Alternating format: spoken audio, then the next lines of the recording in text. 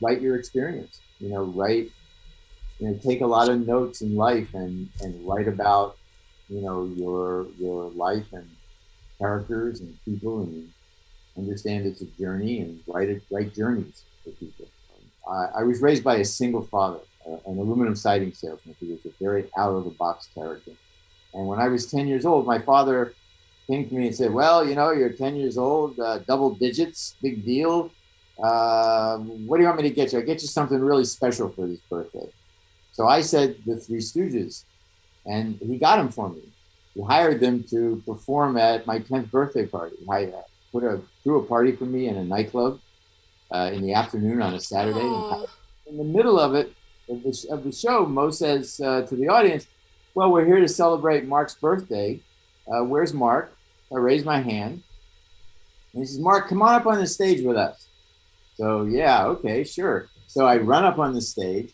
I knew all of their material. So I started interacting with them rather fluidly. And so much so that a few minutes later, Mo stops it again, puts his hand on my head and says, I dub you the fourth Stooge.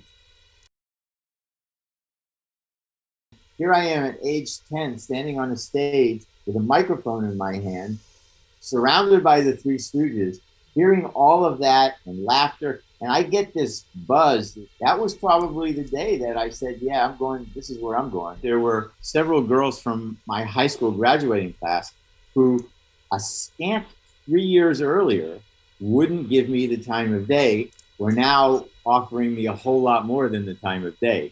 and, and I thought to myself,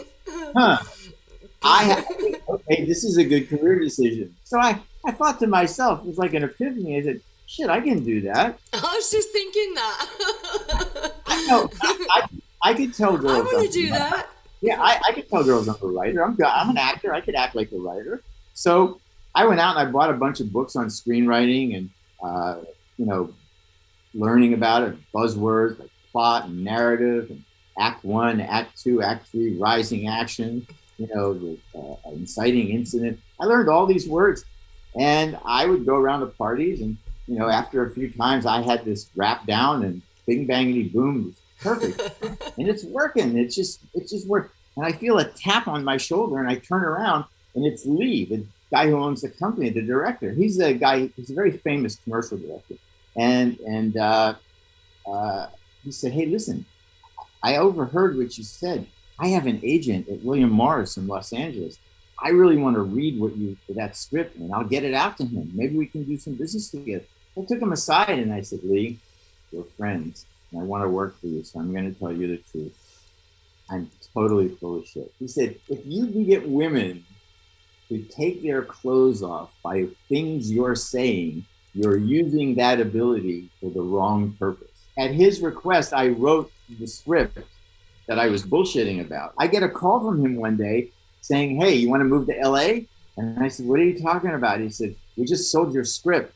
And I said, yes. So what? I think of myself as the most immature 72-year-old adult male on the planet. And I don't say that to get a cheap laugh. I know what goes on inside my head, and those are not the thoughts of a mature person. I know mature people.